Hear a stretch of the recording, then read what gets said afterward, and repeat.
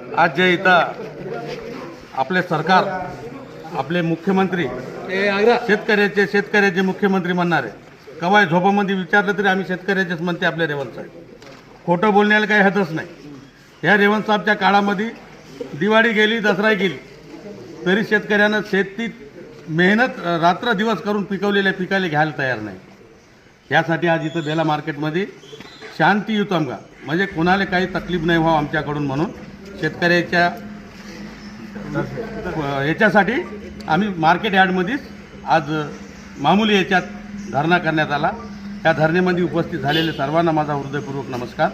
सांगायचं म्हटलं तर केव्हा चालू करता तुम्ही सोयाबीन खरेदी, केव्हापासून चालू करताय म्हटलं तर आपले DPMR साहेब इथं येऊन त्यांनी आमच्या धरण्याला रुकवून त्यांनी का मार्केट DMला फोन केले आणि ते DMसुद्धा या येणाऱ्या सोमवारपासून आम्ही खरेदी चालू करतो म्हणून म्हटल्याबद्दल त्या DMला आणि MRO साहेबला मी धन्यवाद देतो.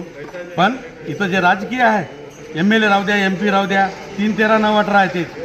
इथं काँग्रेसचं पाहिलं तर का आहे ते का नाही, शेतीबद्दल नाही समजणाऱ्याच लोकांच्या हातात कारभार आहे. हो येते केव्हा तरी पुरबुडीच्या वक्ती पाहिलो मी. मागच्या वेळी 10,000 दिलो म्हणे एकरी पुरबुडीवाल्याले, यावरती 30,000 द्यायला होतो म्हणून आपला MLA साहेबसुद्धा म्हणले पाहिले गेले 30,000 तर जाऊ, पण मागच्या वर्षीचे 10,000 आलेले नाही आले बिचाऱ्या लोकायले. आत्ता ते लोक का किती परेशानीत आहे त्या लोकायलेच माहीत. आणि आपले MLA MP तर प्रचारामध्ये निमग्न आहे. म्हणून सांगायचं त्या शेतकऱ्यासाठी थोडं तरी तुम्ही काळजी करावं. म्हणून हेच जोगरामनासारख्या पिरियडमध्ये कोणत्याही प्रकारे कोणताही काही तकलिफीची वेळ आले तरी सरकारी देणं घेणं बंद करे, पण कास्तकाराला पैसे देतो.